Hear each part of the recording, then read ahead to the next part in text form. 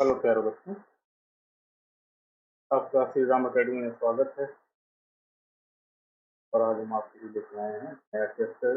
Sorry, chapter तो नया नहीं है, चैप्टर आपका पुराना ही है। सेल में और सेल वॉल की चर्चा करेंगे हम लोग। सेल वॉल क्या है? हम लोग जानते हैं this is external covering of the cell in various groups of the organisms like plant, bacteria and they have an extra covering or more than one is इसके अतिरिक्त भी मीन्स प्लाज्मा मेम्ब्रेन जो सबसे बाहरी एक मिनिमम एक covering होती है जो इन्वायरमेंट से सेपरेट करती है। जैसे ये जो हम मानते हैं कि ये एक सेल है ना। इस सेल के अंदर न्यूक्लियस और फिर चारों तरफ साइटोप्लाज्म। प्लांट सेल होगी जिसमें क्या होगा, माइटोकॉन्ड्रिया और क्लोरोप्लास्ट भी होंगे। और सबसे बाहर की तरफ जो मेम्ब्रेन है ये है प्लाज्मा मेम्ब्रेन। अब कुछ सेल्स में प्लाज्मा मेम्ब्रेन मीन्स एक जो एक्सटर्नल कवरिंग मिनिमम एक एक्सटर्नल कवरिंग होगी वो होगी प्लाज्मा मेम्ब्रेन। इस प्लाज्मा मेम्ब्रेन के अलावा कई सेल्स में इसके बाहर भी कवर पाई जाती है। अगर इसके बाहर कवर पाया जाएगा तो इसको हम बोलते हैं एक्सटर्नल कवरिंग। एक्सटर्नल कवरिंग, ठीक है। अब ये एक्सटर्नल कवरिंग एक हो सकती है, दो हो सकती है, तीन हो सकती है। प्रोटोप्लाज्म को घेरने वाली जो कवर है, सिंपल सी भाषा में कहें, प्रोटोप्लाज्म को कवर करने वाली जो स्ट्रक्चर है उन्हें हम क्या कहेंगे, एक्सटर्नल कवरिंग कहेंगे। ये एक्सटर्नल कवरिंग क्या होती है, मेनली प्रोटेक्शन और आइसोलेशन का काम करते हैं। क्या करते हैं? पहली चीज isolate the protoplasm from their environment, ठीक है। तो सबसे महत्वपूर्ण काम इनका क्या था? पहला आइसोलेशन, ठीक है। तो आइसोलेशन पहला वर्क हो गया, आइसोलेशन, ठीक है। दूसरा वर्क क्या करते हैं, ये जो बाहर की कवरिंग होगी, ये बाहर की कवर प्रोटेक्शन का भी काम, क्या काम करेगी? प्रोटेक्शन, ठीक है। प्रोटेक्शन करती है, हार्ड वाल की तरह होती है, दीवार की तरह होती है। जैसे मकान की सुरक्षा हमारी वाल करती है, ऐसे ही सेल की सुरक्षा भी एक वाल करती है, दैट वाल इज सेल वाल, ठीक है। अब ये सभी कवरिंग, ऐसा नहीं है कि प्लाज्मा मेम्ब्रेन आइसोलेशन नहीं करती, प्रोटेक्शन नहीं करती। आइसोलेशन और प्रोटेक्शन सबसे पहले तो प्लाज्मा मेम्ब्रेन ही करेगी, उसके बाद और कवरिंग भी आएंगे अकॉर्डिंग टू नीड, ठीक है। तो अलग अलग केस में उसकी नीड के अनुसार जो है अलग अलग क्या होगा, डेवलपमेंट। और तीसरा महत्वपूर्ण क्या है, टेप, फिक्स द टेप,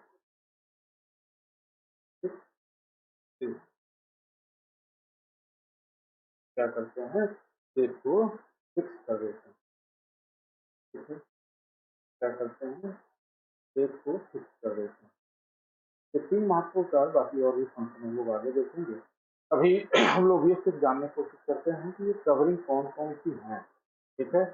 तो अगर हम बात करते हैं एक सेल के चारों तरफ कितनी कवर पाई जाती है, ठीक है। तो ऐसे जो कवर की हम लोग बात करेंगे, ये कवर में सबसे पहला नाम आएगा प्लाज्मा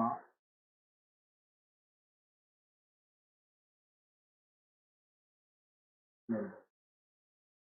इसके बाद दूसरी जो कवर होगी वो क्या होगी, प्लाज्मा मेम्ब्रेन के अलावा सेल वॉल। कुछ ऐसे भी ऑर्गेनिज्म जैसे बैक्टीरिया और कुछ एनिमल सेल्स या कुछ एनिमल सेल्स में भी पाई जाती है मेम्ब्रेन, प्लाज्मा मेम्ब्रेन के बाहर एक कवर। तो उस कवर का भी नाम हम लोग देते हैं सेल कोट, मतलब सेल की कोट की तरह सेल कोट। इसी को कई बार लाइकोपैलिस नाम दिया जाता है, ग्लाइकोसाइलिस। ऐसी चीजें थी जो इसका जानकारी आपको पहले से दिया गया। प्लाज्मा मेम्ब्रेन एक्सटर्नल का भी, जिसके बारे में हमको डिटेल में पढ़ने आगे पढ़ेंगे, और आज की डेट में हम लोग सलवार पढ़ने वाले हैं।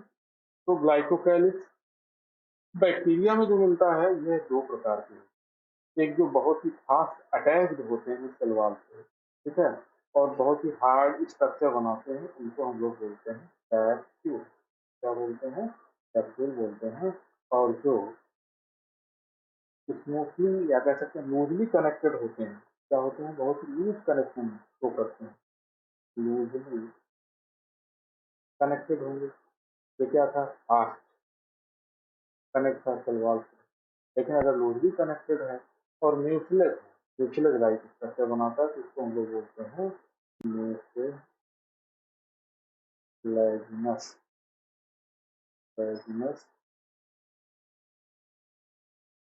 क्या बोलेंगे?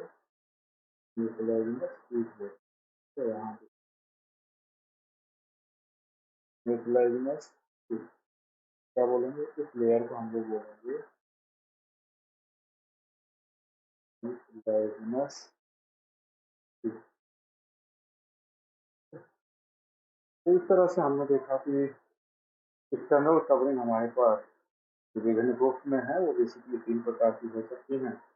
मिनिमम कम से कम एक होगी ही होगी, वो कम से कम कौन है? Plasma membrane. इसके अलावा सलवार हो सकती है, या सलवार के बाहर भी एक हिस्सा कवर हो सकती है, जिसको हम लोग सेलकोट कहेंगे। यदि वो फास्टली जुड़ी हुई है तो उसको हम कैप्सूल बोलेंगे, और लूजली जुड़ी हुई है तो म्यूसिलेजिनस शीट होगा। ठीक है, आइए अभी इस साइड को चलते हैं हम लोग। सलवार, क्योंकि हम लोगों को स्टडी करना है प्लांट की सलवार। सलवार तो विभिन्न प्रकार के ग्रुप्स में हैं, बहुत सारे हैं, ठीक है। तो किस ग्रुप में कौन कौन से हैं के बारे में भी हम थोड़ा सा चर्चा कर लेते हैं, ताकि ये सलवार इन वेरियस ग्रुप। तो मोनेरा जो कि यूनिसेलुलर ऑर्गेनिज्म है, प्रोकैरियोटिक ऑर्गेनिज्म होते हैं, आपको पढ़ चुके हैं, इससे पहले बताया जा चुका है। इसमें दो प्रकार के ऑर्गेनिज्म आते हैं, एक आता है ट्रू बैक्टीरिया। कौन आता है? ट्रू बैक्टीरिया है, दूसरा आर्की बैक्टीरिया है। ट्रू बैक्टीरिया में जो शैलवाल होती है, वो एक विशेष केमिकल का बना होता है, जो मेनली उसमें पेप्टाइड्स होते हैं, जो प्रोटीन होता है, और ग्लाइकन थोड़े बहुत अमाउंट में कार्बोहाइड्रेट जुड़ा होता है, जिसको हम लोग बोलते हैं पेप्टाइड और ग्लाइकन। ऐसे ही दूसरा ग्रुप आर्की बैक्टीरिया का होता है। बैक्टीरिया दो प्रकार के, ट्रू बैक्टीरिया और एंटी बैक्टीरिया। आर्की बैक्टीरिया में स्यूडो पेप्टाइडोग्लाइकन चलेगा, या फिर अन्य किसी प्रकार का केमिकल हो सकता है, या यस लेयर भी एक होता है, यस लेयर भी मिल सकता है, ठीक है ना। इसमें ग्लाइकोजन, सॉरी, कार्बोहाइड्रेट ग्लूकोज होगा, जिसके पॉलीमर्स होंगे, और साथ में पेप्टाइड ग्रुप जुड़ा होगा, ठीक है, प्रोटीन होगा। इस तरह से ग्रुप में मोनेरा जो कि यूनिसेलुलर ऑर्गेनिज्म है, और खास बात क्या है, प्रोकैरिया से इसमें दो प्रकार की सलवार की आप चर्चा करेंगे, पेप्टाइडोग्लाइकन और स्यूडो पेप्टाइडोग्लाइकन। और इसके अलावा जो दो और महत्वपूर्ण ग्रुप है हमारे पास, वो है एक फंजाई और दूसरा है हमारे पास प्लांट, ठीक है। तो फंजाई में क्या है? काइटिनस है, ये भी एक प्रकार का कार्बोहाइड्रेट। क्या है? कार्बोहाइड्रेट। क्या है ये? ये है कार्बोहाइड्रेट, ठीक है। और सेलुलोज की क्या है? कार्बोहाइड्रेट ही है। लेकिन दोनों ही ग्लूकोज से बने होते हैं, लेकिन एक दूसरे से कैसे जुड़ते हैं, एक तो इनका डिफरेंस होता है, जो आगे भी स्लाइड में समझा जाएगा। तो फंजाई काइटिन का बना हुआ है, और प्लांट सेलुलोज का बना हुआ है, ठीक है। ये हमने अभी तक समझा। अब ये जानते हैं कि सलवार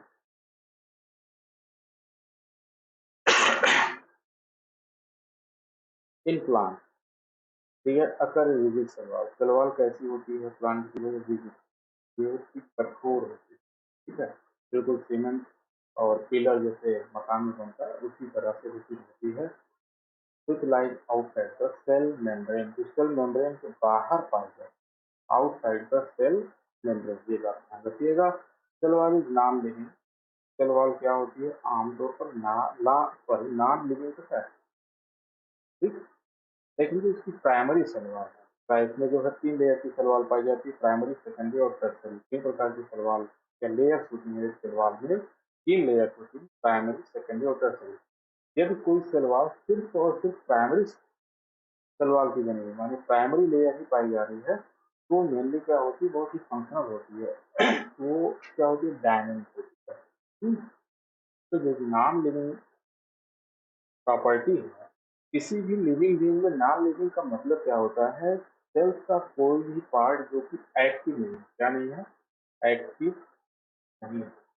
अगर एक्टिव नहीं है तो क्या कहलाएगा, नॉन लिविंग कहलाएगा। मीन्स उसमें समय के साथ क्या हो रहा, परिवर्तन नहीं हो रहा, और यदि परिवर्तन हो रहा है तो क्या होगा, वो डायनेमिक कहलाएगा। ठीक है ना, डायनेमिक। यदि डायनेमिक है तो डायनेमिक होने का मतलब हुआ कि वो लिविंग नेचर शो कर रहा है। ठीक है ना, इसमें समय के साथ परिवर्तन हो रहा है, टाइम के साथ चेंजेस आ रहे हैं, तो दैट इज द डायनेमिक। और वो क्या कहा जाएगा, लिविंग कहा जाएगा। और समय के साथ वो एक्टिव नहीं है, उसमें किसी भी प्रकार का चेंज नहीं आ रहा है, ये नॉन डायनेमिक है, तो क्या हो जाएगा, नॉन लिविंग हो जाएगा। इसीलिए कहा जाता है, जब मेनली जितने भी प्लांट्स के पार्ट्स आप देखते हैं, उसमें सेकेंडरी टर्सरी सेल वॉल का जमाव आमतौर पर हो जाता है। प्राइमरी सेल वॉल सिर्फ एक विशेष ग्रुप टिश्यू का होता है जिसमें पाई जाती है, that is the meristematic tissue. आगे जानेंगे हम लोग। तो मेरिस्टेमेटिक टिश्यू में नॉन लिविंग नहीं होता है, इसलिए वहाँ पर लिविंग प्रॉपर्टी शो करता है, क्योंकि वहाँ पर सिर्फ प्राइमरी सेल वॉल पाई जाती है, जो कि काफी एक्टिव। ठीक है, फ्रीली परमिएबल होता है, एक प्रॉपर्टी है। क्या है ये, फ्रीली परमिएबल।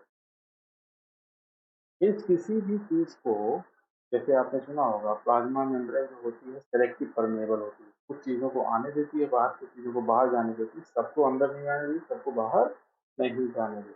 ठीक है, वो सेलेक्टिव परमेएबल है, लेकिन यह किसी चीज पर रोक टोक नहीं करता। जिसकी साइज, जो सेल वॉल के अंदर पोर पाए जाते हैं, सिद्ध होते हैं, वो बड़े साइज के होते हैं, उनसे मैटर आ जाते हैं। अगर पोर से ज्यादा बड़े मैटर होंगे तो उनका आवागमन नहीं होता है। तो लेकिन किसी चीज के लिए ये सिलेक्टिव नहीं है, मीन्स ये सभी के लिए क्या है, परमेएबल है, कोई भी चीज से आ जा सकती है, इसलिए इनको कहा गया फ्रीली परमेएबल। ठीक है, and secreted by the cell itself, ये महत्वपूर्ण चीज है।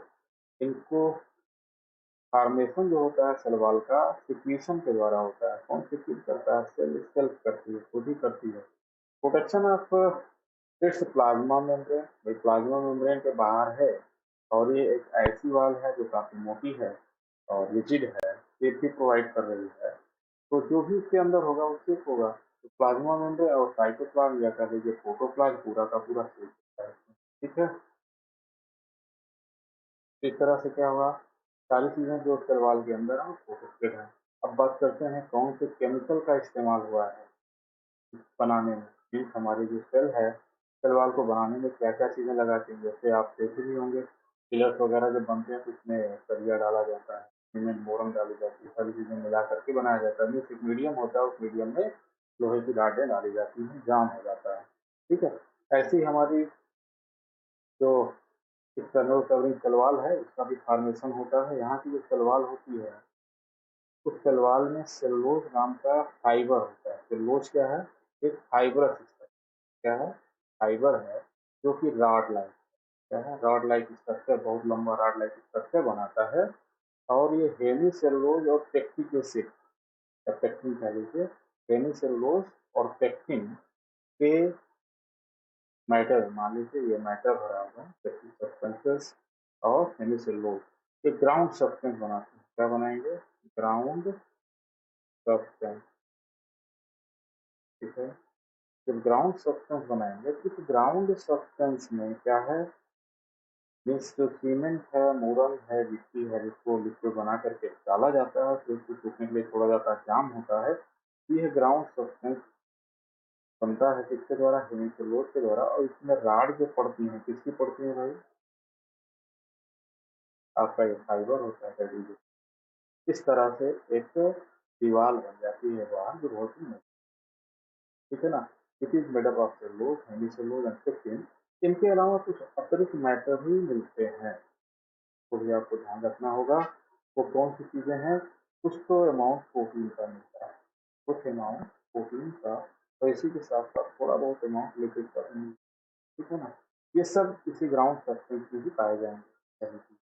ठीक है, इसके अलावा सेल वाल की प्रकृति पर कि इसको किस प्रकार के और एडाप्टेशन जो कर रहे हैं जिस मीडिया में हो रहा है उसके एडाप्टेशन के अकॉर्डिंग इनके ऊपर अतिरिक्त चीज़ों का लेयर का जमा हो जाता है। जैसे अगर ये सलवार बन गई है, इस सलवार के ऊपर क्या है कुछ सब्सटेंसेस के जमा हो ऊपर अगर सब्सटेंसेस के जमा किए जाएंगे तो उससे उसकी प्रॉपर्टी बदल जाती है। तो इस तरह के सब्सटेंस की जब हम बात करते हैं जमाव की तो प्रोटीन हो सकता है, ठीक है, लिग्निन हो सकता है, जिसके बारे में आगे चर्चा की जाएगी। तो इनके जमाव के कारण इस सलवार की प्रॉपर्टी भी बदल जाती है, ठीक है। आगे आइए, नेक्स्ट स्लाइड में हम लोग देखते हैं।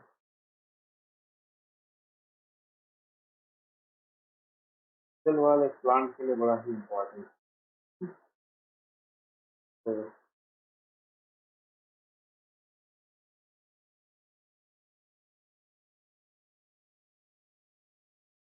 जो एक्शन चल रहा है इसका क्लियर का इसलिए कोई दिक्कत तो नहीं है, कोई बात नहीं।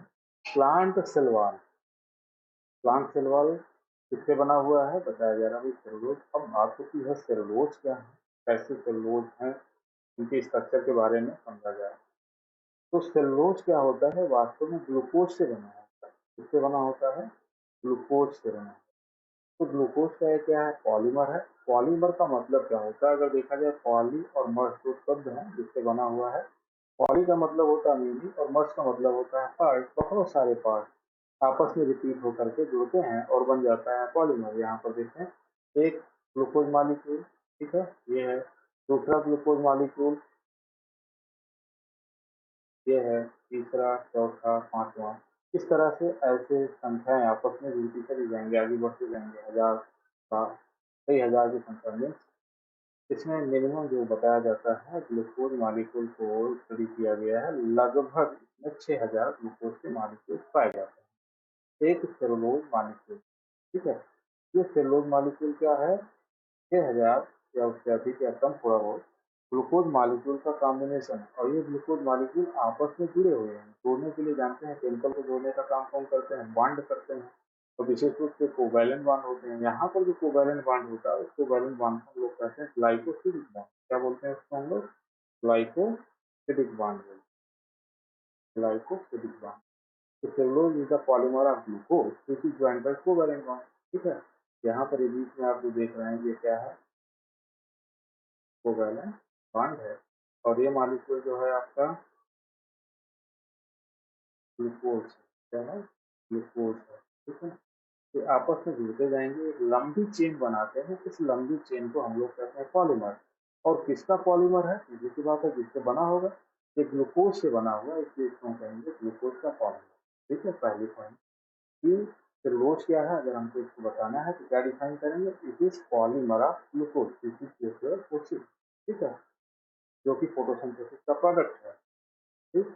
तो पॉलीमर को अगर हम डिफाइन करना चाहें तो कैसे डिफाइन करेंगे, polymers are multiple, multiples means कई बार रिपीट हो रहा है, ऑफ सिंपल केमिकल, बहुत ही सिंपलर केमिकल्स के द्वारा, जो कि उसकी यूनिट का काम करता है। बार बार वही रिपीट हो रहा है, जो बार बार रिपीट होती है चीजें उन्हीं को क्या बोलते हैं, यूनिट बोलते हैं।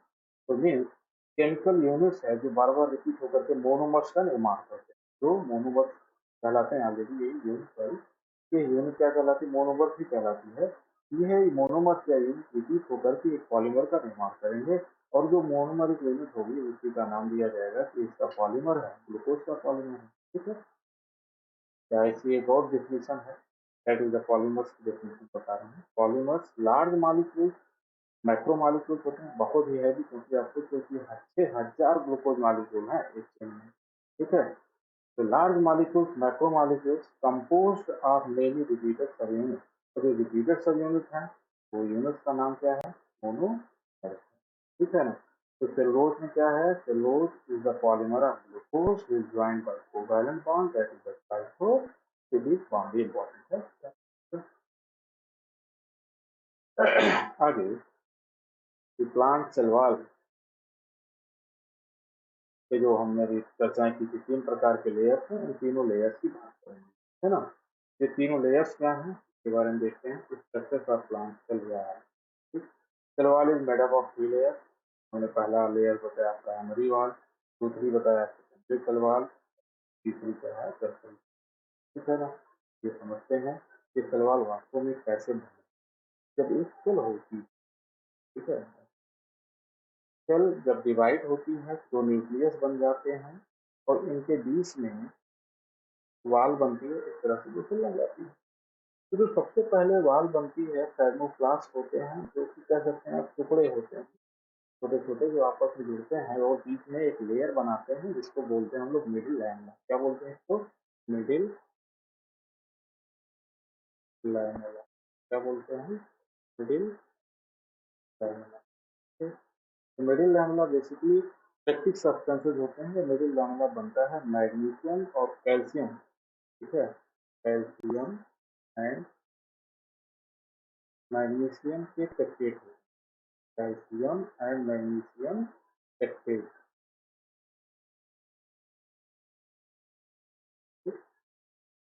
मिडिल लैमेला क्या है? कैल्शियम मैग्नीशियम के पेप्टेट। तो ये बीचों बीच में बन जाता है, ठीक है। इसके बाद फिर इसके ऊपर प्राइमरी सेल बनती है। प्राइमरी सेल वॉल बेसिकली किसका बना होता है? एक लेयर इसके ऊपर बने, प्राइमरी सेल वॉल। ये सेल इधर दूसरी सेल है, ये पहली सेल हो गई और ये दूसरी सेल हो गई, इसलिए ये सेल अपने इस मिडिल लैमेला के ऊपर, जो कि मिडिल लैमेला दोनों सेल के बीच में है, इसके ऊपर एक सेल वॉल का निर्माण करी, एक लेयर बनाएगी सेल वॉल की। That layer is the primary cell wall. क्या बोलेंगे इसको हम लोग? Primary cell wall. Primary cell wall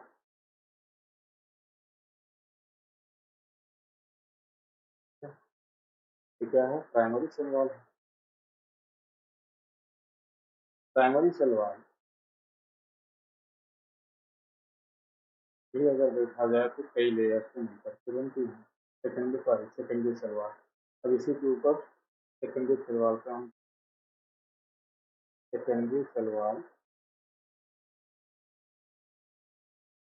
एक लेयर इधर बन जाएगी, एक लेयर इधर बन जाएगी, ठीक है। इस तरह से दूसरी लेयर बन गई, that is the secondary cell wall. अब सेकेंडरी सेल वॉल की अगर बात करें तो ये ऑलरेडी 3 लेयर की बनी। यस वन, यस एस, ठीक है। इसमें यस की सबसे मोटी लेयर होती है। ये ऑलरेडी क्या है कि किस क्रम कितने समय में कौन जमा, तो जमने के कारण उनमें उनका जो डिपॉजिशन होता है, जो कह सकते हैं आप सब्सटेंस होता है, ग्राउंड सब्सटेंस, उसके जमाव, उसकी प्रकृति में परिवर्तन के कारण क्या होता है, वो अलग अलग लेयर के रूप में दिखाई देने लगती है, जिनका नामकरण अलग अलग कर दिया जाता है, S1 S2 S3। हमको भी ये बहुत ज़्यादा यहाँ पे नहीं जानना है, अगली क्लास में पढ़ते इसके बारे में, ठीक है। बस यहाँ भी जान लें सेकेंडरी सेल वॉल है, जिसकी ऑलरेडी और भी कई बार होती है। लेकिन कई बार क्या होता है, इस सेकेंडरी सेल वॉल के ऊपर भी एक सेल वॉल का निर्माण हो जाता है। क्या होता है? एक अन्य सेल वॉल का निर्माण हो जाता है। ये क्या कहलाता है? Tertiary cell. टर्सरी, ठीक है। ये टर्सरी सेल वॉल जब जमा होती है तो सेल आम तौर पर डेड हो जाता है, ठीक है। टर्सरी सेल वॉल के जमाव के कारण क्या होता है? डेड हो जाती है, क्योंकि इसमें विभिन्न प्रकार के अन्य केमिकल्स का भी जमा हो जाता है। जैसे अभी आपको नाम बताया था, लिग्निन, में दूसरा नाम आप याद रखेंगे, सुगेरिन, और तीसरा क्यूटिकल, ठीक है ना। तो क्यूटिकल, लिग्निन और सुगेरिन, ये जो केमिकल हैं टर्सरी सेल वॉल या सेकेंडरी सेल वॉल में भी विभिन्न हिस्से में जमा हो सकते हैं, और इनके जमाव के कारण सेल वॉल की जो परमिएबिलिटी, क्या है? सेल वॉल की परमिएबिलिटी, सेल वॉल क्या? परमिएबिलिटी, परमिएबिलिटी क्या होती है? समाप्त हो जाती है। ये परमिएबल नहीं होते, अब क्या हो जाते हैं? इनपरमिएबल हो जाते हैं। और आप खुद सोच के देखिए, अगर ये इनपरमिएबल हो गए, क्या हो गए? इनपरमिएबल हो गए, इसमें वाटर या अन्य जो आवश्यक मैटर है उनका आवागमन संभव नहीं है। अगर इनका आवागमन नहीं होगा तो सेल क्या हो जाएगी? डेड हो जाएगी बेटा, ठीक है ना। तो सेल डेड हो जाएगी। लेकिन यहाँ पर डेड होने से पहले विभिन्न प्रकार के केमिकल्स का जमाव कर, जिससे कि इसमें काफ़ी ज़्यादा स्ट्रेंथ आ जाती है, मजबूती आ जाती है, इनके कारण से जो प्लांट्स होते हैं वो इरेक्ट खड़े होते हैं, ठीक है ना। ये मजबूती प्रोवाइड करने के लिए इसमें विभिन्न प्रकार के बहुत ही सॉलिडिफिकेशन हो जाता है और विभिन्न प्रकार के सब्सटेंसेस का जमा होता है। ठीक है, ये 3 लेयर है। अब आइए सलवार का फंक्शन भी देखते हैं। चलिए इस स्ट्रक्चर में देख लीजिए, सभी लेयर को क्रॉस सेक्शन में दिखाया गया है। आपका ये मिडिल लैम्बडा सबसे बाहर की तरफ होगा और इसके बाहर ये दूसरी सेल का स्ट्रक्चर होगा जिसके ऊपर फिर ऐसे ही जमा होगा जैसा कि इसमें दिखाया गया है। यहाँ पर उस चीज को आप और अच्छे समझ सकते हैं। मिडिल लैम्बडा सबसे बाहर, इसके ऊपर प्राइमरी सेल वॉल के ऊपर ये प्राइमरी सेल वॉल दूसरी वाली जमा कर रही है। ठीक है, इसके बाद ये आपको सिर्फ सेकेंडरी सेल वॉल दिखाई, इसकी तीनों लेयर दिखाई। ठीक, S1, S2, S3। ठीक है, अब देखिए यहाँ पर जो सबसे पहले बनी होगी वो क्या होगी, S1 कहलाएगी। उसके बाद जो बनेगी S2, फिर क्या बनेगी S3। ठीक है ना। इस तरह से यहाँ पर क्या है, क्रम से जमा हो रहा है और सबसे मोटी सेलवाल का निर्माण भी हो जा रहा है। और इसमें सबसे सेलवाल की सबसे मोटी लेयर जो है वो कौन सी है, S1 है। ठीक है, सबसे थिक कौन है, S2 सबसे। तो इस तरह से सबसे पहले प्राइमरी, फिर ये क्या है, सेकेंडरी, और जरूरत पड़ती है तब यहाँ पर टर्सरी सेलवाल का भी जमा हो सकता है। क्या होगा, टर्सरी सेलवाल भी जमा हो सकती है। ठीक है, जब टर्सरी सेलवाल का जमा होगा तो ये आप जान लीजिए यहाँ से मैटर का आवागमन नहीं हो सकता है, यहाँ से मैटर नहीं जा सकता अंदर बाहर और सेल के अंत में डेड हो जाएगी। यहाँ लेनो जो लिखा हुआ है यहाँ पर क्या है, साइटोप्लाज्म या प्रोटोप्लाज्म। ठीक है, अब यहाँ प्रोटोप्लाज्म की तरफ से देखें तो सबसे बाहर ये क्या होगी, सॉरी सबसे अंदर की तरफ प्लाज्मा मेम्ब्रेन, यहाँ पे प्लाज्मा मेम्ब्रेन है। इसके बाद ये आपकी प्राइमरी सेल वॉल, सॉरी सबसे अंदर की तरफ क्या होगी, S3 होगा। ये जो लेयर यहाँ दिखाया जा रहा है गलत दिखा रहे हैं, ये क्या होगा, S3 होगा। और फिर इसके बाद ये S2 है और ये S1। ठीक है ना, S3, S2, S1, और फिर सबसे बाहर की तरफ क्या होगा, प्राइमरी।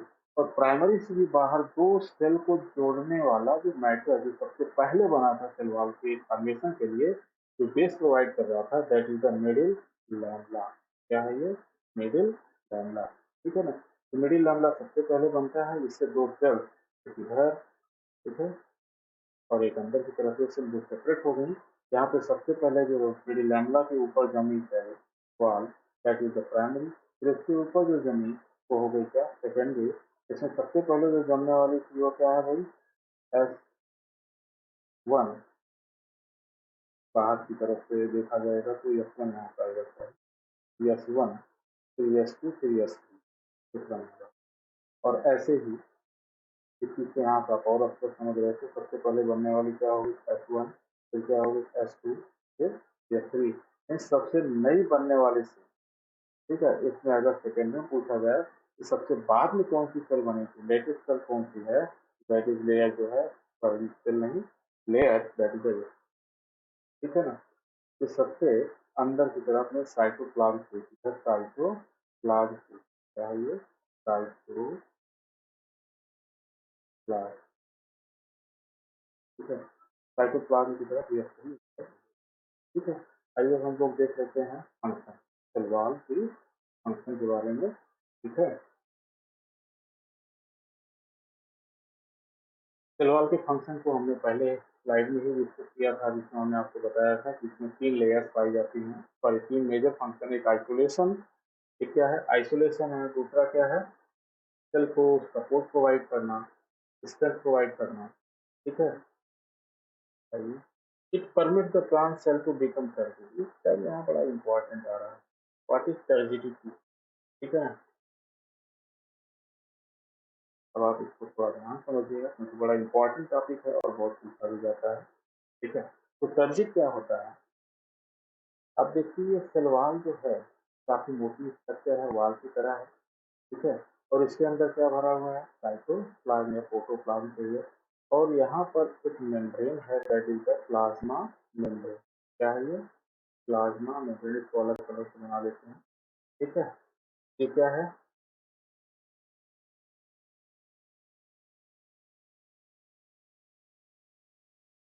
यहाँ पर एक स्ट्रक्चर आप देख रहे हैं, प्लाज्मा मेम्ब्रेन बन गया।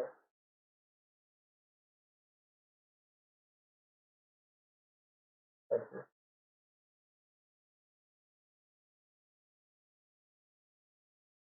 देखिए प्लाज्मा मेम्ब्रेन बन गया है। अब ये यहाँ पर सेल वॉल से देखो तो पीछे कुछ गैप है, ठीक। और तो ध्यान रखिए, अगर बाहर से परमेबल है सेल वॉल, ठीक है, तो जो भी चीजें आने जाने आएंगी तो वाटर भी आपका क्या होगा, इंटर करेगा, ठीक है। और प्लाज्मा मेम्ब्रेन होकर के अंदर आएगी।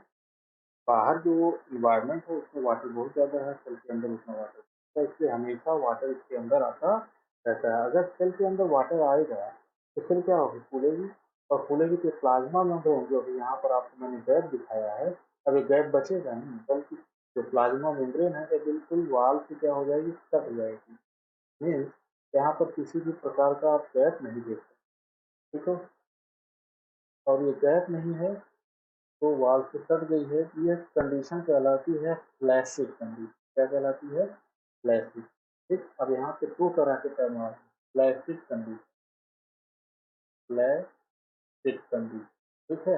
एक क्या है, फ्लैसिड कंडीशन है, और एक या इसी को हम कह सकते हैं एक्सपैंडेड फॉर्म, क्योंकि अगर आप ध्यान से देखें तो ये क्या है, एक्सपैंडेड फॉर्म है, ठीक है। तो क्या है, एक्सपैंडेड,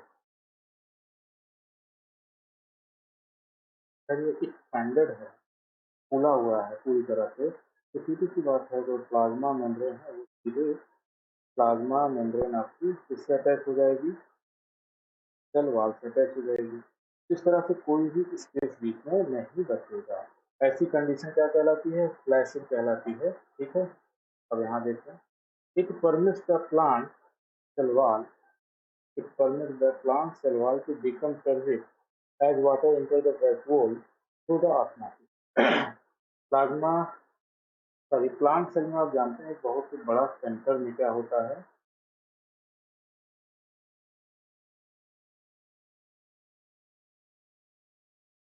वैक्यूल होता है। और इस वैक्यूल में क्या होता है, बहुत ही डेंस मैटर भरा होता है, मीन्स यहाँ पर जो कंसंट्रेशन है वो काफी ज्यादा होता है, ठीक है। मैटर यहाँ पे ज्यादा डिजॉल्व होते हैं सभी, यहाँ पर वाटर अंदर आता है, आगे बताएंगे ये डिफ्यूजन के द्वारा कैसे मैटर अंदर आ जाते हैं। यहाँ पर वाटर ज्यादा भर जाता है तो जिसके कारण सेल और फूलती चली जाती है। इस तरह से इसके स्वेलिंग में या कह सकते हैं टर्बिडिटी में जो आपका वैक्यूल है उसका भी बड़ा रोल होता है, ठीक है। तो ऑस्मोसिस के थ्रू इसके अंदर वाटर भर जाता है और पूरी सेल फूल जाती है। इस कंडीशन को हम लोग फ्लैसिड या एक्सपैंडेड फॉर्म कहते हैं, ठीक है ना। तो इससे टर्जिड होती है सेल, फूली हुई सेल को हम टर्जिड सेल कहते हैं। It provide mechanical strength to support the cell, और दूसरा वर्क क्या है इसका, मैकेनिकल सपोर्ट प्रोवाइड करता है। It is really permeable to water and sustainable in solution, ठीक है। ये बताया गया परमेबल है सभी प्रकार के मटेरियल के लिए।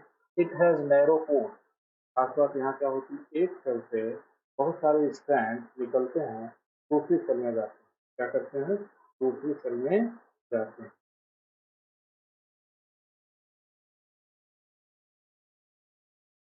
यहाँ से बहुत सारे स्ट्रैंड, तो बगल की जो सेल होगी, ठीक है, मान लीजिए बगल की सेल है, इसका अपना प्लाज्मा मेम्ब्रेन होगा, और यहाँ पर वॉल होगी, यहाँ से स्ट्रैंड निकलते हैं। इस स्ट्रैंड का नाम हम लोग देते हैं प्लाज्मोडेस्माटा।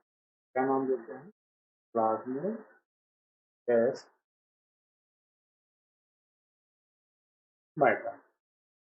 इसका नाम क्या है, प्लाज्मोडेस्माटा। प्लाज्मोडेस्माटा से होकर के एक सेल से दूसरे सेल में मैटर का आवागमन होता है। इस तरह से क्या है, प्रोटोप्लाज्म की कंटिन्यूटी बनेगी। प्रोटोप्लाज्म की क्या है, जो कंटिन्यूटी है, continuity of protoplasm,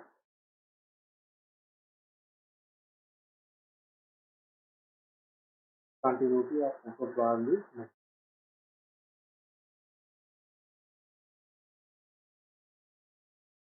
is maintain, ठीक है। Continuity of protoplasm is maintain by the plasmodesmata. यहाँ से कुछ थ्रेड लाइक स्ट्रक्चर निकलते हैं जो एक सेल से दूसरे सेल से जोड़ने का काम करते हैं, ठीक है ना। The cell wall of the adjacent cells are glued together by the middle lamella. पहले बता चुके हैं मिडिल लैमेला के द्वारा एक दो सेल्स आपस में जुड़ी होती हैं. Middle lamella is jelly like substance. ऐसे सब्सटेंस है जेली लाइक सब्सटेंस है मेड अप ऑफ कैल्शियम और मैग्नीशियम करके पहले बता चुका हूँ. ठीक है. एक और important aspect last cell wall का जो कि एग्जाम में बहुत ज़्यादा पूछा जाता है, इसको आप लोग बहुत ध्यान से समझिएगा. प्लाज्मोलिसिस. ठीक है. When a living plant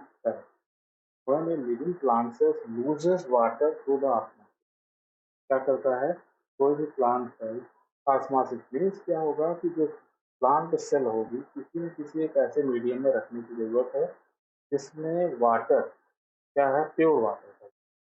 pure water water हम रखेंगे तो भाई सेल के अंदर क्या है मैटर जो भरा हुआ है बहुत कंसनट्रेटेड है. इसके अंदर सलवाल सॉरी इसके अंदर जो वाटर है कम है. इसका मतलब यहाँ से वाटर कहाँ जाएगा अंदर तरफ जाएगा. ठीक. इससे सेल क्या हो रही है फ्लैसिड हो जा रही है. ठीक. तो प्लाज्मा मेम्ब्रेन जो है वाल से अटैच है. ठीक है.